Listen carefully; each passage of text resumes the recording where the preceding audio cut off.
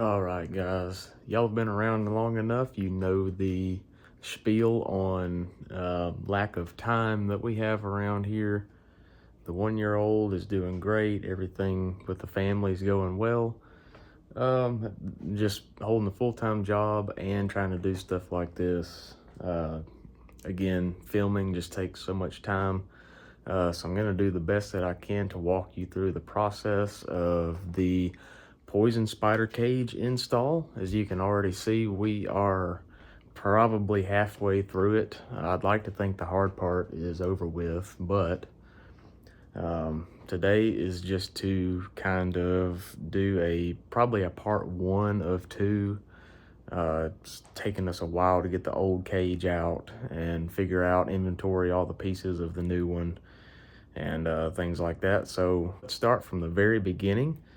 First thing first, you have to pull all the seats out, peel the carpet back, and start to remove your old factory roll bar. So that's where we'll start. I'll show you kind of what to expect, and then we'll get to the actual install of the old school Poison Spyder TJ cage.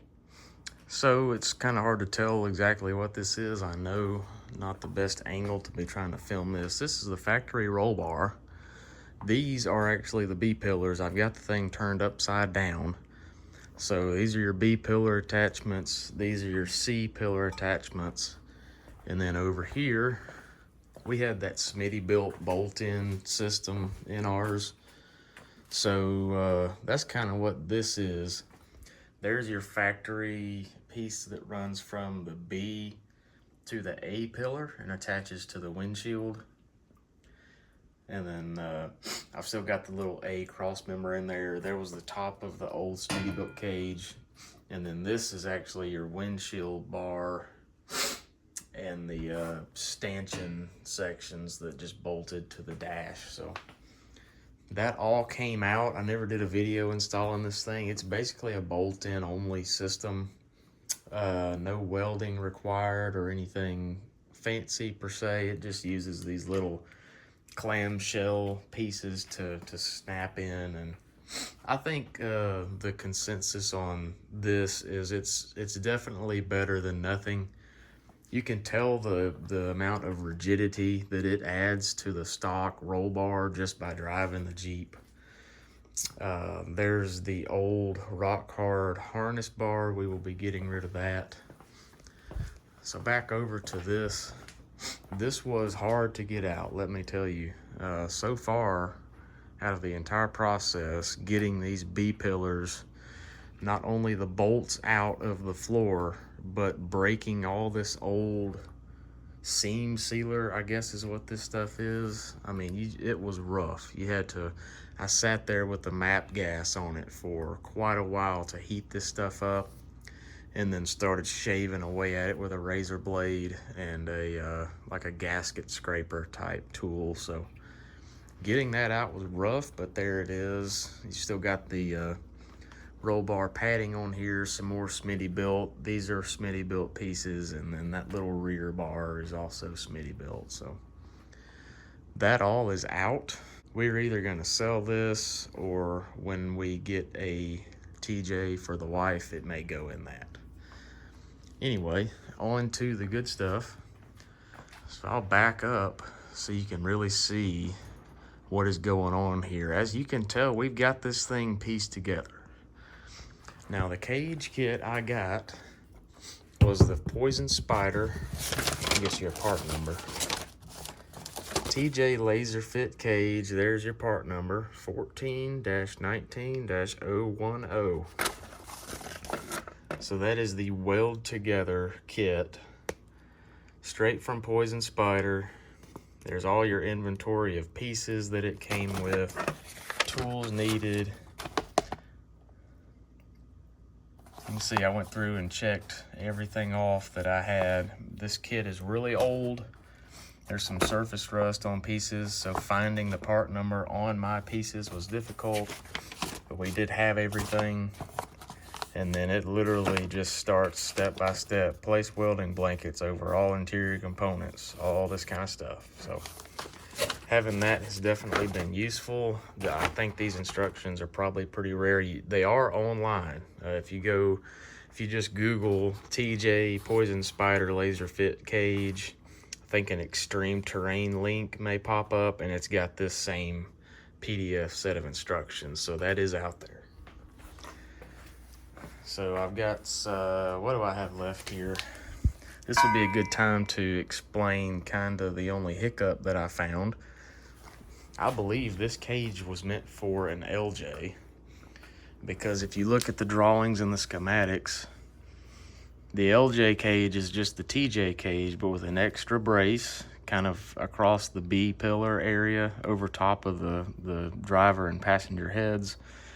2 extra pieces to extend that. And then these down bars right here have actually been cut by me to where they meet up at this junction right here directly ahead of the B pillar. Before I cut them, they extended about 10 inches forward and stopped about right there. So I think this cage was somehow meant for an LJ, even though the instructions had the TJ part number. But like I said, we made it work. Nothing a little cutting and little brain power can't fix. All this was to make it the LJ was there was an extra one of these, and that sat right back in here, and you had 2 pieces in the middle to kind of span that distance. And then again, this was about 10 inches longer. So basically didn't use the second B pillar bar here, didn't use the 2 center bars to connect those 2, and then trim this down, and it fits perfectly. Everything lined right up. So like I said, that's the only hiccup. So all your pieces came like this. I don't know if I'm going to be able to find a part number. There's kind of some etching showing you where bar 13 and 17 are supposed to match up on this. Yeah, I'm probably not going to be able to find any etching on these. It's very hard to see.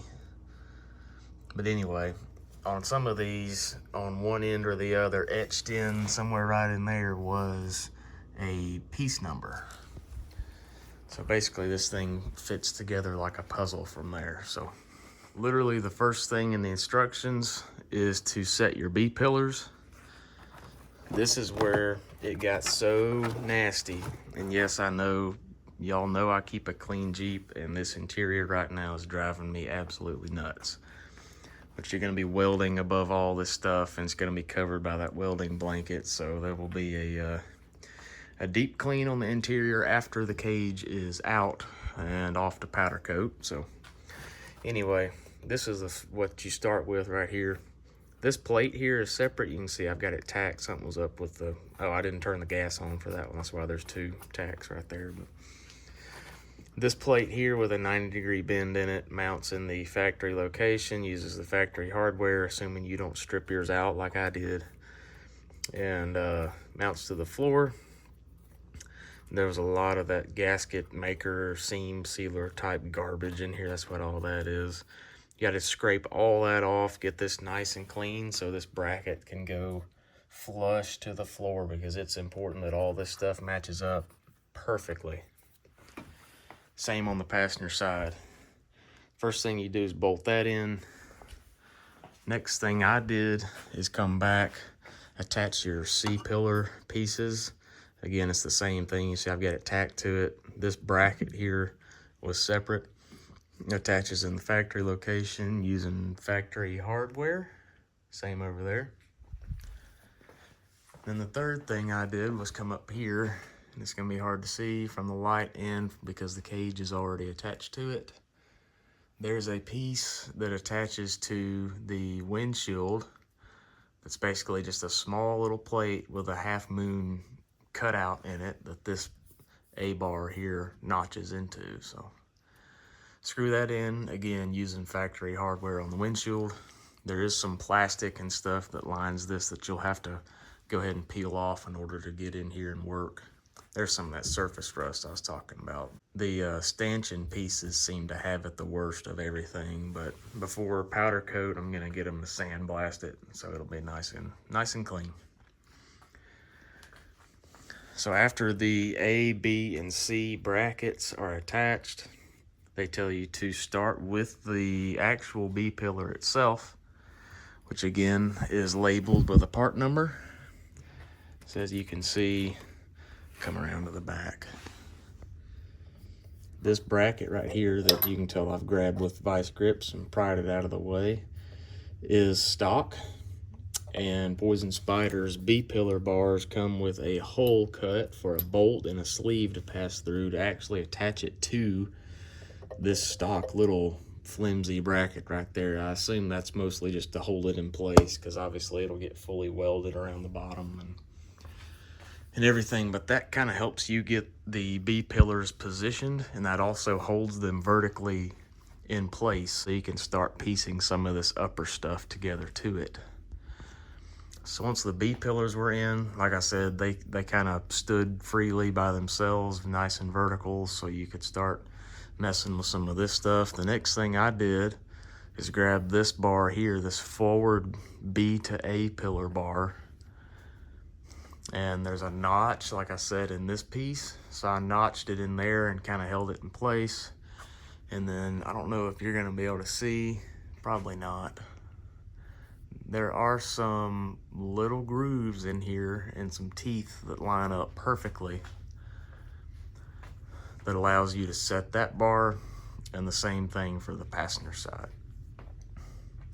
So now you've got the B-pillar, B-pillar. I don't know if that's a forward stringer or what that's called. I think those are technically the stringers, but you have that bar and this bar on both sides. That's kind of got you some sort of frame structure. Next, they tell you to grab the rear down bar, which is what goes from B to C. To me, it's the best looking part of the cage. It gives it that kind of fastback look. That's what Genrite does not have. Theirs comes straight back all the way up here and then has a bend, kind of like factory. So same thing back here, probably can't see it. This kind of keys into that plate with some teeth. And same thing up here. If you actually had a true TJ cage, this would butt up perfectly. But like I said, I had to cut mine to match right there because I believe my kit was for an LJ. Probably makes it even more rare. I'm standing up on the tire here. I have to say, this new location that we're in, the lighting is so much better in the garage. It is just night and day difference. There's these just cheap little Home Depot LEDs up here that put out a bunch of light. But back to kind of the order of operations for this. We've got this piece in, we got the B's in, we got the rear down bars in on both sides. Next thing I did is grab this right here, first crossbar, and it's the one that notches in at the B pillar. There's you an example of what the part number etching looks like. So that's actually a 12, which is the B crossbar. So cool to me that this thing's like 15 years old and still works perfectly. So I wrapped this in. So I went ahead and kind of keyed this in. Again, you've got two grooves on either side to where it kind of pieces together like a puzzle. I did take a ratchet strap and go from about right here over to the other side just to kind of squeeze this thing together to hold this tight so I could get a few tacks in here. So we got that tacked in like that. We had that bar in. I went ahead and did the same, but for the A, your A crossbar, got that tacked in. And then I came back here. So this entire piece for your C that kind of wraps around the top of the Jeep is one piece. So from here all the way around to right there is one piece. So we went ahead and held that in place. I had somebody help me just support it. Tack, tack, tack, tack again on the other side. So this was kind of floating there, but still had some adjustment. Obviously, just a tack weld, you're going to be able to kind of wiggle this one way or the other. So then I came down and put the C braces in that run from the down bar up to the top. that kind of firmed this up. Same thing over there. That piece right there went in. Then I did these nice pretty top stringer bars or reinforcing bars, whatever you want to call them, and this just literally fit perfectly, like you were putting together some sort of jigsaw puzzle. So these flare out off of your B crossbar and tie in right in the corner of the Jeep, right across from this. Gives it plenty of strength. And something that's really cool is you can see, I hope you can see at least, the etching in here from Poison Spyder telling you about where all these need to meet up. You got a mark there, a mark here, and a mark there. So, pretty cool stuff. I love a good American-made product like this. So very lastly, coming up to the windshield, put the stanchions in. These actually bolt through the factory drain hole in the floor with a nice beefy grade 8 bolt. You can see on the underside kind of where it comes out right there and give you a nice beefy washer. So they bolt through the tub, then they come up and they mount to the 3 factory holes right here in your dash going near the firewall. So fun fact, every single one of mine are stripped. They've been that way since I first got it. This side I can't do anything about because I can't even get a hand or a wrench or anything up in there. So I'm gonna have to try to figure out something, whether I can peel the sheet metal back and maybe try to weld a nut on the back side or something like that. But I'm gonna have to get that figured out. If not, I'll just have to use only the bottom one here on the driver's side and just leave those 2 out. That does not provide much support, I don't believe, because it just mounts to sheet metal right here.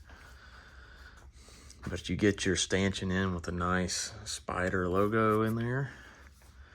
You come up with these pieces here that tie from this to the top of your stanchion. And from there, your dash bar goes in. You can see I've set a level on mine. Got it pretty dang close. And that's kind of where we're sitting at right now. And just do a kind of a spin around of the whole thing.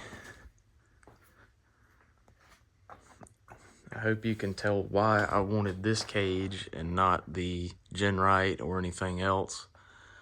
There are some that are now making a cage that look comparable to this, but there are subtle differences, like the pieces up here, they seem to flare up too high to me on some of the newer ones. That keeps kind of a nice slimmer profile on the Spyder cage versus some of the ones I'm seeing online these days.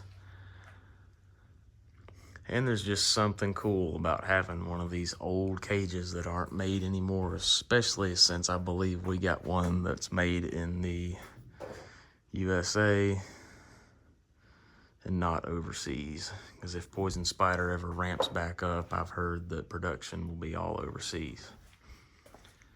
Same thing over here. Stanchion through the floor.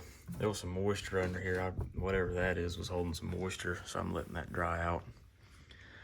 Stanchion up through the dash. I can actually get to all 3 of these, just reaching my hand back up in there with a wrench. So we'll at least have the passenger side snug down. Nice Spyder logo. Come up from the stanchion with the support, the windshield support bar. Tack to that. Tack to the windshield bar. And that is every piece of the Spyder kit, minus you got some 90-degree gussets that go at the top of the B pillar. And then it came with a harness bar, a seatbelt bar that'll get fully welded in, because we are not going to be running factory seatbelts, so that harness bar will never come out. And you go ahead and weld that in. Here's those little 90-degree gussets. Just kind of show you how they, I'm sure you've seen these cages before. It's something like that, how they go on either side. Just give this little, that's a critical spot right there where all 4 of these bars meet. If you ever go on the lid, there's going to be a lot of weight transferred down this bar right there. So they give you some gussets for that. So there's y'all kind of a quick down and dirty description on the cage so far. Super excited. That thing just never been any made that look as good as the Poison Spyder. So I know I'm probably opinionated on that, but just I'm right, trust me. So that is where we are at. We've got a few more things to tack on. Like I said, the little gussets for the B pillar. Next step really will be fully welding as much as we can with it in the Jeep, because after that I'll have to pull it out and final weld all the little spots in here that I can't get with it in the Jeep. There's just some spots in here, especially up around the windshield, where it's impossible to weld in the Jeep. And it'll have to come out anyway to go to powder coat. So that's kind of next steps for it. Hope you guys enjoyed kind of the part one. We will do a part two on this thing once we kind of get it final welded, pull it out and send it off to powder. And then we've got some other goodies that y'all will see soon coming for the interior while we've got it all tore out like this. So thanks again, guys. Sorry again for the lack of time, but I feel like this was a pretty good description on getting started on the old school TJ Poison Spyder full weld in roll cage. So catch you in the next video. Thanks for watching.